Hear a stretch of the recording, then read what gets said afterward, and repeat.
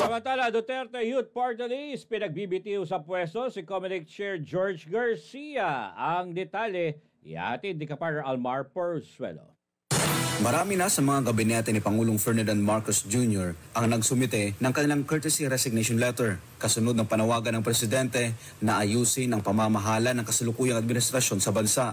Ginawa ng punong ehekutibo ang pahayag ilang araw matapos ang halalan. Umani naman ito ng iba't ibang reaksyon mula sa mga Pilipino. Kaugnay nito, nanawagan naman ang Duterte Youth Party List na dapat na rin umanong mag-resign sa kanyang pwesto si Comelec Chairman George Garcia. Sa isang pahayag, sinabi ng Duterte Youth na milyong-milyong Pilipino na ang galit sa Administrasyong Marcos dahil wala na raw ibang ginawa kundi ang mamulitika, kaya't huwag na anilang dagdagan pa ang galit ng taong bayan. Maliban sa politika, binigyang diin ng nasabing partido na kaya nila nais na bumaba sa pwesto si Chairman Garcia ay dahil sa questionableng resulta na nagdaang halalan kung saan mahigit sa 17 milyong boto ng mga Pilipino ang naging overvotes o nasayang dahil umano sa dayaan.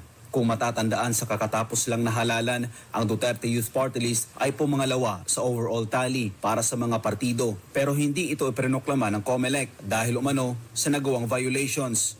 Pero mariing inihayag ng Duterte Youth na puro hausyaw lang na kaso ang isinampa laban sa kanila at malinaw umanong politika ang nasa likod nito, lalo't kilala silang taga-suporta at kaalyado ng mga Duterte.